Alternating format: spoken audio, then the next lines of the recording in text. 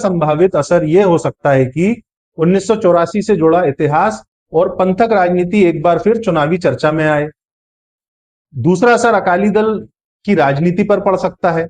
अगर वारिस पंजाब दे आगे भी ऐसे उम्मीदवार मैदान में उतारता है और कुछ क्षेत्रों में उसे समर्थन मिलता है तो ये अकाली दल के पारंपरिक राजनीतिक स्पेस के लिए एक नई चुनौती बन सकता है। लेकिन यहां भी एक सावधानी जरूरी है। सिर्फ एक टिकट के आधार पर चुनावी परिणाम का अनुमान लगाना जल्दबाजी होगी, क्योंकि पंजाब का चुनाव सिर्फ इतिहास या भावनात्मक मुद्दों पर तय नहीं होता है। स्थानीय उम्मीदवार, किसान और कृषि से जुड़े मुद्दे, रोजगार, कानून व्यवस्था, सरकार का प्रदर्शन, सामाजिक समीकरण और राष्ट्रीय राजनीति, इन सभी का असर चुनाव पर पड़ सकता है।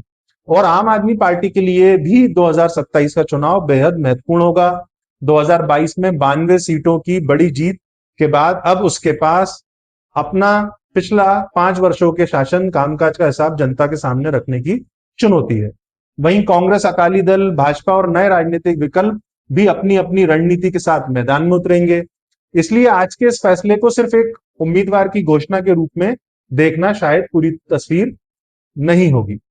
यह पंजाब में पंथक राजनीति, पारंपरिक अकाली राजनीति और नए राजनीतिक विकल्पों के बीच बदलते समीकरण का एक संकेत जरूर हो सकता है, लेकिन अंतिम फैसला जनता करेगी। और हमारी भूमिका ना समर्थन ना विरोध, सिर्फ तथ्य सामने रखना, राजनीतिक घटनाक्रम को समझना और जनता को यह बताना कि किसी फैसले का संभावित राजनीतिक असर क्या हो सकता है। अब देखना होगा कि 2027 के पंजाब विधानसभा चुनाव में 117 सीटों का यह मुकाबला किस दिशा में जाता है, क्योंकि पंजाब की राजनीति का इतिहास हमें एक बात बताता है, यहां राजनीतिक समीकरण स्थायी नहीं होते।